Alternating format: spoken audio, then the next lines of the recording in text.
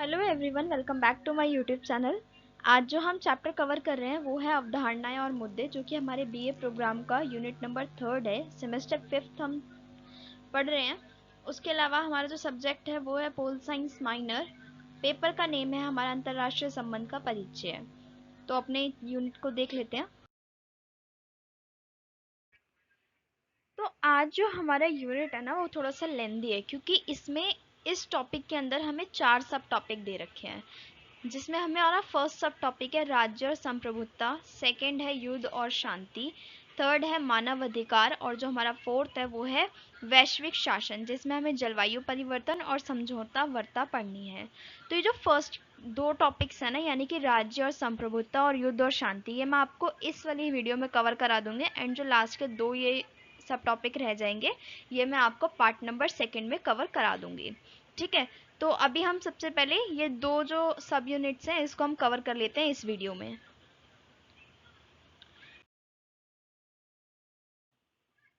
तो सबसे पहले हम देखेंगे राज्य और संप्रभुता।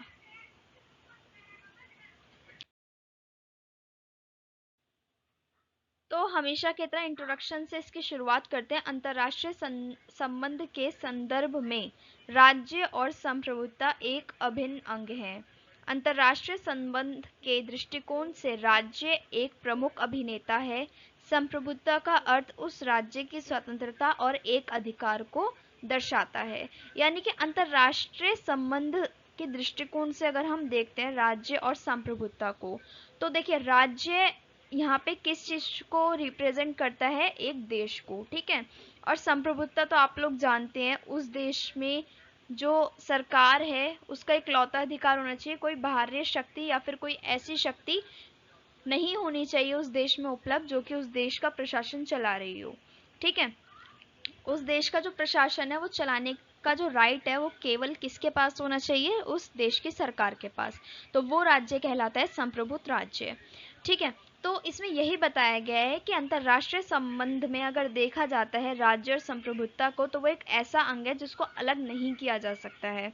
ठीक है, और जो राज्य है ना वो उस देश, मतलब वो जो देश है ना, वो अंतर्राष्ट्रीय संबंध में एक ऐसा रोल प्ले करता है जो कि बहुत ज़्यादा इम्पॉर्टेंट है।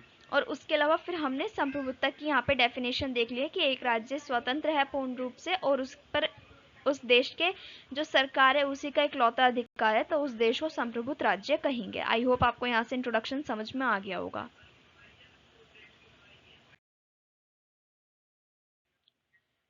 तो अब हम देख लेते हैं कि राज्य क्या होता है। ठीक है, तो राजनीतिक विज्ञान के अनुसार राज्य एक ऐसा क्षेत्र है जो कि 4 मुख्य तत्व से मिलकर बना है। वो 4 मुख्य तत्व हैं। सबसे पहला है हमारा एक निश्चित क्षेत्रफल, यानी कि एक राज्य के पास अपना एक निश्चित क्षेत्रफल होगा। जैसे कि इंडिया है तो इंडिया की एक बाउंड्री है कि इस बीच का जो हिस्सा है वो पूरे का पूरा इंडिया के अंदर आता है।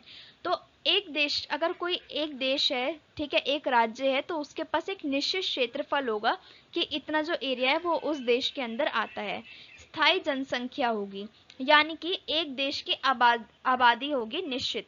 निश्चित का मतलब ये नहीं कि बिल्कुल एग्जैक्ट हमें पता हो, क्योंकि अब इंडिया की आबादी है, ऐसा तो नहीं ना, इंडिया की आबादी बढ़ नहीं रही है, कम नहीं हो रही, क्योंकि मृत्यु दर और जो जन्म दर है वो तो लगातार बढ़ कम हो रहे हैं ना, तो इससे जनसंख्या भी ऊपर नीचे जरूर हो रही है। तो इसमें जनसंख्या, स्थायी जनसंख्या होने से मतलब ये है कि अप्रोक्स जनसंख्या जो हम बोल रहे हैं कि अरब में चल रही है, करोड़ में चल रही है ना, वो चल ही रही है। ठीक है, बहुत ज़्यादा उसमें अप या डाउन नहीं आ रहा है, थोड़ा बहुत तो ऊपर नीचे होगा जन्म दर और मृत्यु दर की वजह से। तो इस तरीके से स्थायी जनसंख्या उसके पास होगी तो वो राज्य कहलाएगा। उसके अलावा सरकार, यानी कि उस राज्य को, उस देश को चलाने के लिए, उसका प्रशासन सही तरीके से चलाने के लिए उस देश में, उस राज्य में सरकार मौजूद हो। ठीक है, तो वो होगा एक राज्य। उसके अलावा संप्रभुत्ता होनी चाहिए, यानी कि सोवरेनिटी होनी चाहिए, उस देश के पास ऐसा पावर होना चाहिए ना कि जो उस देश की जो सरकार है उसी के पास पूरा पावर होगा। मीन्स कोई भी बाहरी शक्ति उस देश का प्रशासन नहीं चला रही होगी, वो देश अपना शासन खुद चला रहा होगा। और यहाँ पे स्लैश में मैंने आपको बताया अंतरराष्ट्रीय मान्यता, यानी कि उस वो जो देश है, ठीक है, वो जो राज्य है ना, उसको अंतरराष्ट्रीय लेवल पर मान्यता प्राप्त हो, यानी कि बाकी के जैसे देश हैं वैसे ही उस देश को भी ट्रीट किया जाता हो, सेम अधिकार उस देश के पास भी हो, सेम सम्मान उस देश के पास भी हो। तो ये चार यहाँ पे हमने तत्व देखे हैं। सबसे पहले है निश्चित क्षेत्रफल, यानी कि उसकी बाउंड्री होनी चाहिए। सेकेंड है स्थायी जनसंख्या, उसके पास एक निश्चित जनसंख्या होनी चाहिए। थर्ड है हमारा उस देश के पास सरकार होनी चाहिए। एंड फोर्थ है संप्रभुता और अंतरराष्ट्रीय मान्यता होनी चाहिए उस देश के पास। अगर ये चार तत्व हैं तो वो जो देश है वो राज्य कहलाएगा।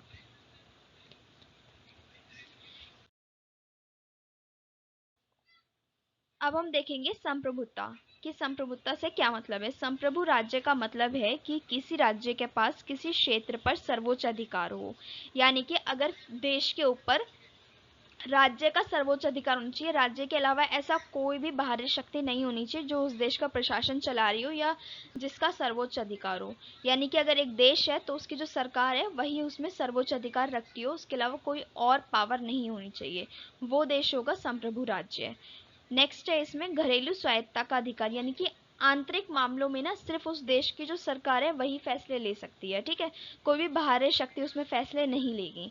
नेक्स्ट है किसी दूसरे देश के अधिकार के अधीन नहीं होना चाहिए, ठीक है। तो जैसे कि हमारा इंडिया था, स्वतंत्र होने से पहले वहाँ पे ब्रिटिश राज था, यानी कि इंडिया के अंदर ब्रिटिश राज चल रहा था। तब तक हमारा देश संप्रभु नहीं था, क्योंकि एक बाहरी शक्ति ब्रिटिश शक्ति हमारे देश के ऊपर शासन कर रही थी, हमारे देश की खुद की सरकार नहीं थी, ठीक है। तो उस टाइम पे हमारा देश संप्रभु नहीं था, बट जैसे ही हमारा देश स्वतंत्र हुआ, हमारे देश में सरकार बनी, सरकार सर्वोच्च शक्ति हमारे देश में बनी, तब से हमारा देश आज तक संप्रभु राज्य है। आई होप आपको यहाँ से बिल्कुल क्लियर समझ में आ गया होगा संप्रभु राज्य का मतलब। अपने आंतरिक मामले में किसी भी तरीके के विदेशी हस्तक्षेप से अप्रभावित होता है, यानी कि यही बताया गया है कि ऐसा देश जहाँ पे अपने राज्य अपने देश के फैसले वो सरकार खुद लेगी, कोई भी बाहरी शक्ति वहाँ पे आके फैसले नहीं लेगी, ठीक है। तो यहाँ से हमें समझ में आ गया संप्रभु क्या होता है।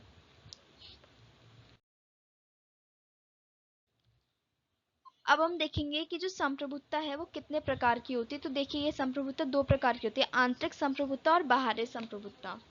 आंतरिक संप्रभुता से अभिप्राय ऐसी सरकार से है जो अपने भीतर सभी व्यक्ति और दलों से आज्ञाकारिता की मांग करने में सक्षम हो, यानी कि संप्रभु राज्य आंतरिक रूप से तब संप्रभु होता है जब उस देश में जो रहने वाले लोग हैं ना, वो अपने सरकार के प्रति आज्ञाकारी होंगे, या फिर जो भी दल वहाँ पे काम करे उसके प्रति आज्ञाकारी होंगे। वहाँ पे कोई भी जोर जबरदस्ती वाला काम किया नहीं जा रहा होगा, मीन सरकार किसी भी तरीके का कानून जनता के ऊपर थोप नहीं रही होगी, जनता अपने पूरे मन से सच्चे मन से उन कानूनों का पालन कर रही है, तो उस देश को बोलेंगे संप्रभु राज्य, और उस देश का जो आंतरिक संप्रभुता होगी वो कायम होगी। उसके बाद हम देखेंगे बाहरी संप्रभुता। तो बाहरी संप्रभुता से तात्पर्य ऐसी सरकार से है जो किसी अन्य राज्य या अन्य देश के अधीन नहीं है। जैसा कि हमने देखा कि एक देश है, ठीक है, उसकी जो अपनी सरकार है वही काम कर रही है, कोई भी बाहरी या विदेशी शक्ति उसके ऊपर अपना हस्तक्षेप नहीं कर रही है, तो उसको बोलेंगे बाहरी संप्रभुता।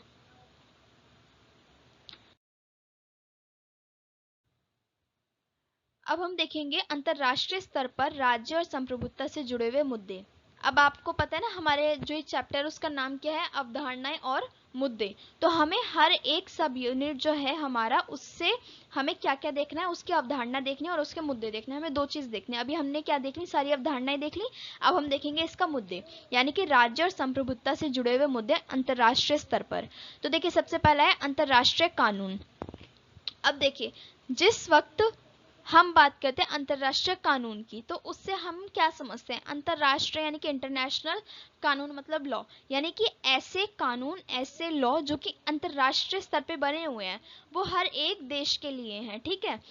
और उसके अलावा जो हमारी देश की सरकार है ना, वो जो सरकार कानून बना रही है, ठीक है, वो हमारे लिए बना रही है, लेकिन जो अंतरराष्ट्रीय कानून है ना वो उस सरकार के लिए कानून बना रहे हैं। तो इससे हम क्या समझते हैं, अब देखिए संप्रभुता का क्या मतलब है कि कोई बाहरी शक्ति हमें कंट्रोल नहीं कर रही, बट जिस वक्त हम बात करते हैं अंतरराष्ट्रीय कानून की, तो हम देखते हैं कि जो बाहरी शक्ति है, यानी कि जो अंतरराष्ट्रीय लेवल की जो पावर है ना, वो हमारे देश में कानून लागू कर रही है, हालांकि हमारे लिए नहीं कर रही, आम जनता के लिए नहीं कर रही, बट फिर भी किसके लिए कर रही है, हमारे देश की सरकार के लिए। तो जिस वक्त अंतर्राष्ट्रीय कानून का मुद्दा आता है उस वक्त हमारे देश की जो संप्रभुता है या अन्य देशों की जो संप्रभुता है उसके ऊपर क्वेश्चन रेज होता है, क्योंकि इससे हमारी संप्रभुता के ऊपर असर पड़ रहा है। तो ये बहुत बड़ा मुद्दा है एक अंतर्राष्ट्रीय स्तर पर। नेक्स्ट है आतंकवाद। ठीक है, आतंकवाद आप लोग जानते हैं एक ऐसा मुद्दा है जो कि आज वैश्विक स्तर पर बहुत बड़ा मुद्दा बनकर खड़ा हुआ है।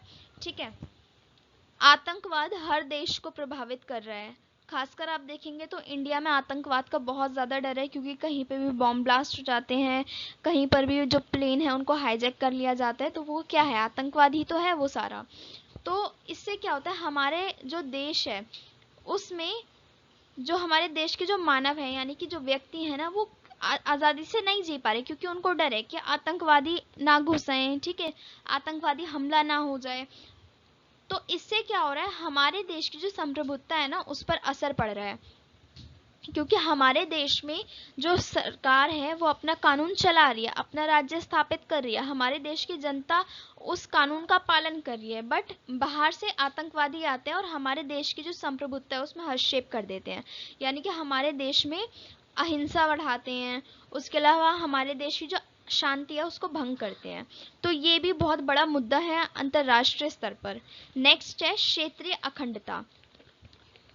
अब जिस वक्त बात आती है अंतर्राष्ट्रीय स्तर पर क्षेत्रीय अखंडता की, हमारे भारत में तो अखंडता कायम है। ठीक है, हमारा भारत जो है वो खंडित नहीं हो रहा है, किसी भी तरीके का गृह युद्ध नहीं चल रहा है, बट स्टिल अगर हम देखते हैं अंतर्राष्ट्रीय लेवल पर तो कुछ ऐसे मुद्दे हमारे सामने आ जाते हैं जिसकी वजह से अखंडता जो है उसके वो खंडित होनी शुरू हो जाती है। उसके बाद नेक्स्ट है हमारा वैश्वीकरण। वैश्वीकरण क्या होता है, सबसे पहले मैं आपको ये समझाती हूँ। वैश्वीकरण एक ऐसी प्रक्रिया है जिसमें इन्वॉल्व जो देश है ना वो अपने देश की आर्थिक, सामाजिक, ठीक है, राजनीतिक स्थिति को दूसरे देश के साथ शेयर करते हैं। मीन्स आपको पता होगा हमारे भारत देश में बहुत सारी एमएनसी हैं, ठीक है, यानी कि मल्टीनेशनल कंपनियां जो कि बाहरी देश की कंपनी, विदेशी कंपनियां जो कि हमारे देश में आके काम कर रही हैं, और इससे हमारा भी फायदा हो रहा है, हमारे देश के लोगों को रोजगार मिल रहा है। तो ये क्या, एक वैश्वीकरण का उदाहरण है। तो इससे क्या होता है, दो देश आपस में समझौता करते हैं, संधि करते हैं, जिसके बाद एक देश दूसरे देश में आर्थिक कार्य कर सकता है, ठीक है, और अगर उन लोगों में इतनी ज़्यादा अंडरस्टैंडिंग है तो वो राजनीतिक और सामाजिक मुद्दों पर भी फैसला ले सकते हैं, अगर आपसे अंडरस्टैंडिंग होती है तो वैश्वीकरण से क्या हो रहा है, संप्रभुता पर इफेक्ट पड़ रहा है। अब किस तरीके से पड़ रहा है मैं आपको बताती हूँ। देखिए, अब हमारे भारत देश में एग्जांपल ले लेते हैं, भारत में अमेरिका की एक कंपनी आके यहाँ पे काम कर रही है, ठीक है, आर्थिक लाभ भले चाहे हमारे देश को भी हो रहा है, रोजगार मिल रहा है, पैसे कमाए जा रहे हैं, वो चीज़ 100% मैं मानती हूँ, बट उसके बावजूद भी बहुत सारी ऐसी चीज़ें देखने को मिलती हैं कि जो विदेशी कानून भारत में लागू हो रहा है। आपको पता होगा नाइट शिफ्ट भी होती हैं एमएनसी कंपनीज में, तो वो क्यों होती हैं, क्योंकि जो विदेशी देश हैं वहाँ पर उस टाइम पे दिन हो रहा होता है। तो इससे क्या होता है, हमारे अगर देखें मानव जो वहाँ पे, सॉरी, जो आपको पता होगा जब हम लोग काम करते हैं तो हमारे लिए कुछ कानून बनाए जाते हैं, ठीक है, उन कानूनों में ये लिखा है ना कि हमारी जो वर्किंग शिफ्ट होगी वो 8 आवर्स की होगी, और मोस्टली जो शिफ्ट्स हैं वो मॉर्निंग शिफ्ट्स ही होती हैं। बट आप इसमें देखेंगे वैश्वीकरण के बाद जब मल्टीनेशनल कंपनीज इंडिया में आती हैं तो आज के टाइम पे नाइट शिफ्ट भी है और मॉर्निंग शिफ्ट भी है, दोनों शिफ्ट्स होती हैं, ठीक है, और उसके अलावा जो आर्थिक लाभ है वो हमारे भारत से विदेश में भी जा रहे हैं, ठीक है, तभी तो विदेशी कंपनियों ने भारत में आके अपनी कंपनियों को स्टैब्लिश किया है। उसके अलावा बहुत सारे कानून जो हैं वो विदेश से इंडिया में आ रहे हैं, ठीक है, अब वो भले चाहे टाइमिंग को लेके हो, कोई भी कानून हो, बट उसके बावजूद भी तो कोई बाहरी देश जो है वो हमारे देश को, हमारे देश के नागरिकों को कुछ हद तक कंट्रोल कर रहा है ना। तो वैश्वीकरण के बाद भी ना बहुत सारी चीज़ों पर, संप्रभुता पर असर पड़ा है। तो ये कुछ बेसिक से छोटे छोटे मुद्दे थे जो मैंने आपको बताए, जो अंतर्राष्ट्रीय लेवल पर इफेक्ट करते हैं संप्रभुता को और राज्य को।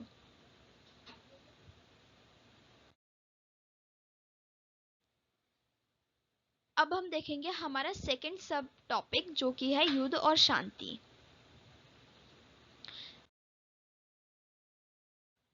इसमें हम इंट्रोडक्शन देख लेते हैं। अंतरराष्ट्रीय संबंध की दृष्टिकोण से युद्ध और शांति दोनों ही एक दूसरे के विपरीत शब्द हैं। अब देखिए, युद्ध जहाँ पे अहिंसा को, ठीक है, हथियारों को और मारकाट को रिप्रेजेंट करता है, वहां पे जो शांति है वो किसको रिप्रेजेंट करती है? सभ्यता को, ठीक है, और मन की शांति को, सामाजिक शांति को, ये इन चीजों को रिप्रेजेंट करती है। तो दोनों वर्ड जो है वो एक दूसरे के अपोजिट हैं। युद्ध तथा शांति को लेकर प्राचीन काल से ही विद्वानों के बीच में मतभेद रहा है।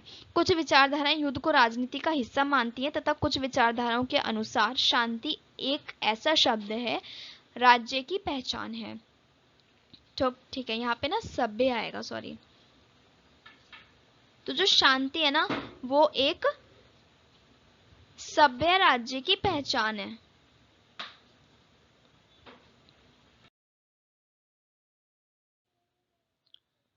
अब हम देखते हैं पर्टिकुलरली कि युद्ध क्या होता है। युद्ध एक सशस्त्र संघर्ष है जो दो या दो से अधिक समूह के बीच में होता है, ठीक है। यानी कि युद्ध जो है वो एक ऐसा संघर्ष है जिसमें हथियारों का भी इस्तेमाल किया जाता है और ये दो या दो से अधिक समूह के बीच में होता है।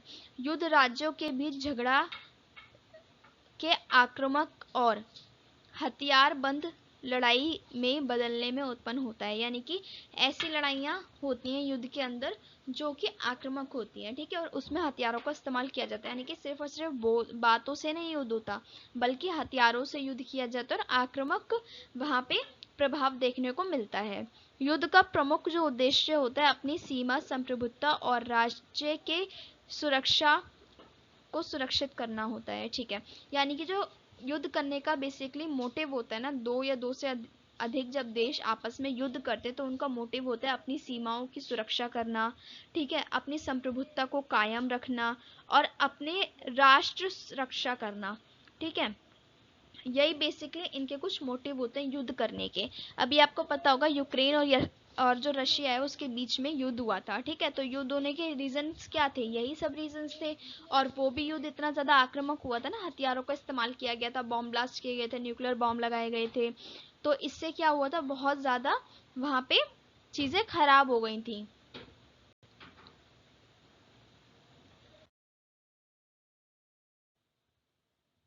अब हम देखेंगे युद्ध के प्रमुख कारण, यानी कि किस वजह से युद्ध होता है। तो देखो, संसाधनों की प्रतिस्पर्धा होती है। एक देश चाहता है मैं दूसरे देश से आगे निकल जाऊं, तो ये जो प्रतिस्पर्धा है यही युद्ध का कारण बन जाती है। साम्राज्यवाद, एक देश चाहता है कि मैं दूसरे देश के ऊपर अपना प्रभुत्व कायम कर लूं, जैसे कि ब्रिटेन ने किया था इंडिया के ऊपर। नेक्स्ट है धार्मिक मतभेद। कई जगह पे आपको धार्मिक मतभेद भी मिलेंगे कि इस वजह से युद्ध हुआ, जैसे कि मोस्टली कभी जब होता है तो पाकिस्तान और इंडिया के बीच में जब युद्ध होता है तो ज्यादातर धार्मिक मतभेदों की वजह से होता है। क्योंकि जो पाकिस्तान के जो लोग हैं या पाकिस्तान की जो सेना है वो इंडिया के खिलाफ संघर्ष कर देती है, उनको जब मौका मिलता है तब वो युद्ध कर देते हैं। तो वो बेसिकली उनका जो लड़ाई के पीछे का जो मोटिव होता है वो क्या होता है, धार्मिक मोटिव होता है उनका। राष्ट्रवाद, राष्ट्रवाद फैलाने की वजह से अपना राष्ट्र से वो कितना प्यार करते हैं, ठीक है, अपने राष्ट्र की सुरक्षा के लिए कई बार युद्ध कर दिए जाते हैं। सैन्यवाद, ठीक है, सैनिकों की मदद से और एक देश के जो सैनिक बल है वो दूसरे देश से कितनी ज्यादा ताकतवर है, इस चीज को कई बार रिप्रेजेंट करने के लिए भी युद्ध कर दिए जाते हैं, ठीक है। युद्ध के बहुत सारे रीजंस होते हैं जो कि हमें नहीं भी पता है और कुछ ऐसे रीजंस है जो हमें पता है, जैसे कि संसाधनों की प्रतिस्पर्धा। कई बार आर्थिक तौर पर भी बहुत सारे देश ऐसे होते हैं जो कि आर्थिक रूप से मजबूत होते हैं, तो वो चाहते हैं कि जो ऐसे देश हैं जो कि आर्थिक रूप से मजबूत नहीं है उन पर हम हमला कर दें और उन देशों पे कब्जा कर लें। साम्राज्यवाद की वहाँ पे नीति हमें देखने को मिलती है। धार्मिक मतभेद होते हैं। उसके अलावा कई बार कुछ ऐसी नीतियां हो जाती हैं जिस वजह से आपसी में युद्ध हो जाते हैं। उसके अलावा बॉर्डर्स टच होते हैं, जैसे कि इंडिया और पाकिस्तान का बॉर्डर टच होता है, तो कई बार इंडिया और पाकिस्तान के बीच में लड़ाई हो जाती है। और हमने अपना हिस्ट्री पढ़ा है, हमें पता है चाइना और इंडिया के बीच में भी युद्ध हुए थे। तो किस वजह से होते हैं ये सारे? इन्हीं रीजन से होते हैं, तो हम इस चीज से ऑलरेडी वाकिफ हैं।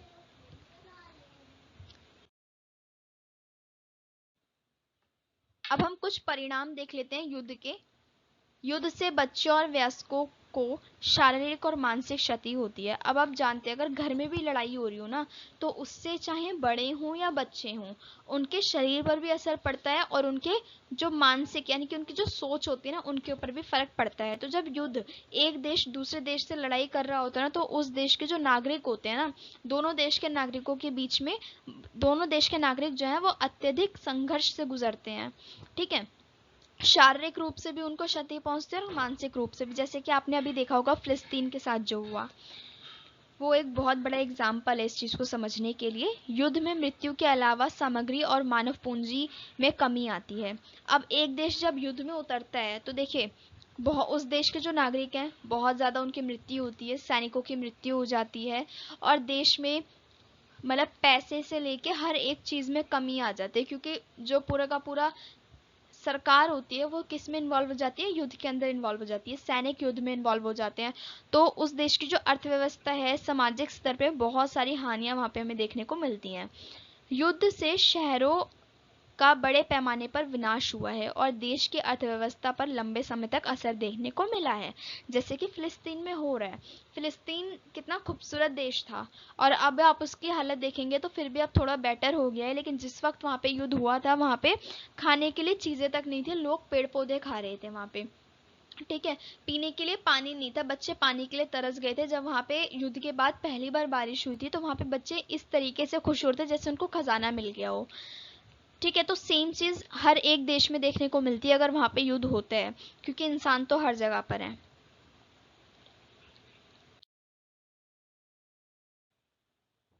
अब हम देखते हैं शांति को। तो शांति का मतलब हिंसा की अनुपस्थिति। शांति का मतलब है व्यक्ति और समूह के बीच हिंसा के भय से मुक्ति, यानी कि लोगों के बीच और लोगों के समूह के बीच में ना ये डर नहीं होना चाहिए कि किसी भी तरीके से हिंसा यहाँ पर हो जाएगी।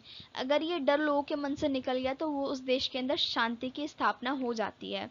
न्याय और समानता की उपस्थिति होनी चाहिए उस देश में, साथ ही मानव अधिकार और पृथ्वी के प्रति सम्मान होना चाहिए। ठीक है, यानी कि शांति का मतलब सिर्फ ये नहीं है कि उस देश, वो जो देश है वो युद्ध में इन्वॉल्व नहीं है तो उस देश के अंदर शांति है।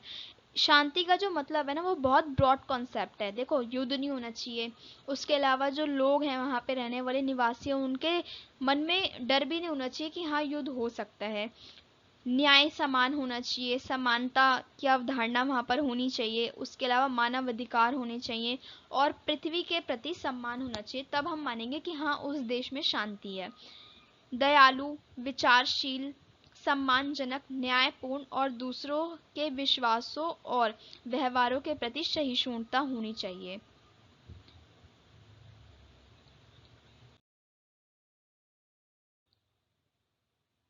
अब हम देखेंगे अंतर्राष्ट्रीय संबंधों के संदर्भ में युद्ध और शांति से जुड़े मुद्दे। ठीक है, अब हमने अवधारणाएं पढ़ ली, अब हम देखेंगे इससे जुड़े हुए कुछ मुद्दे। देखिए, मानव अधिकार। एक देश में अगर युद्ध होता है, ठीक है, तो उस देश के जो निवासी है ना, उनका बहुत ज्यादा वहां पे हनन देखने को मिलता है, क्योंकि वो लोग शारीरिक रूप से और मानसिक रूप से बहुत ज्यादा वहां पे टॉर्चर हो जाते हैं युद्ध के वजह से।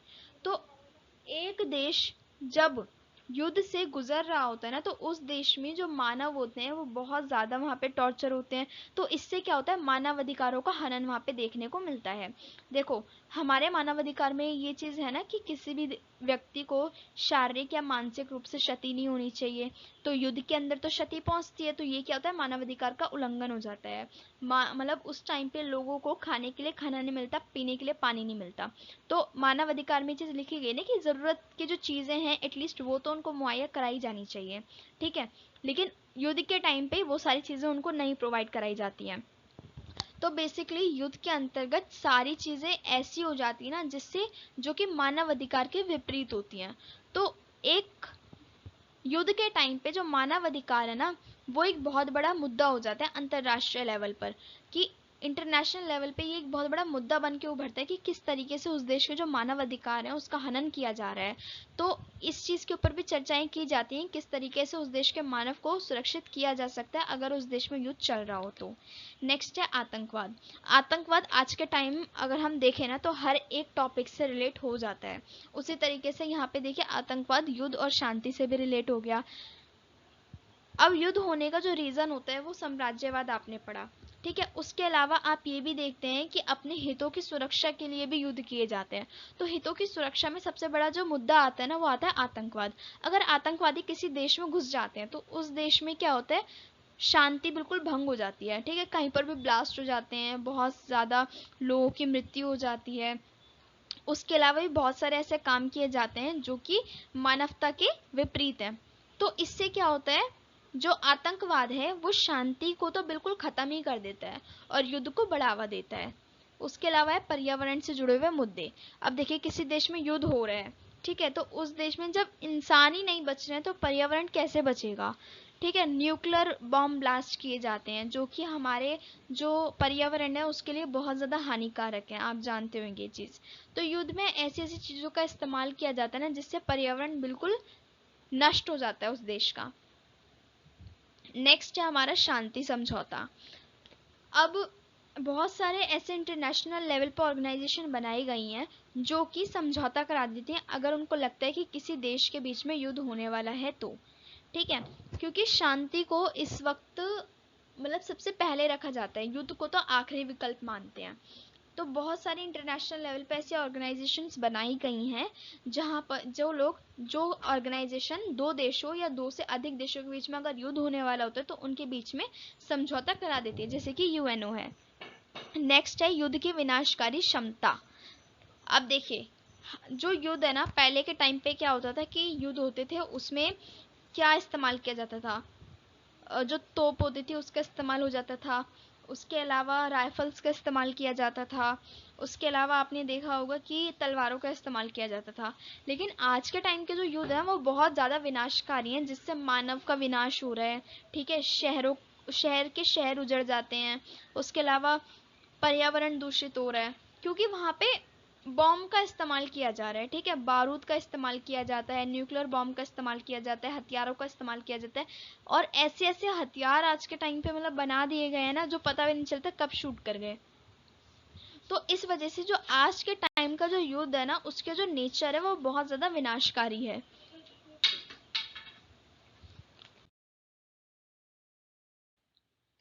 तो इसी के साथ हम अपना फर्स्ट पार्ट यहाँ पे कवर कर लेते हैं जिसमें हमने दो सब टॉपिक कवर कर लिए हैं, ठीक है। अगर आपको कोई भी डाउट है तो आप मुझे कमेंट बॉक्स में कमेंट करके पूछ सकते हैं। उसके अलावा अगर आपको वीडियो अच्छा लगा हो, यूज़फुल हो आपके लिए, तो आप इसको लाइक कीजिएगा, अपने सभी फ्रेंड्स के साथ शेयर कीजिए, इसको मेरे चैनल को ज़्यादा से ज़्यादा सब्सक्राइब कीजिए। Thanks for watching my video.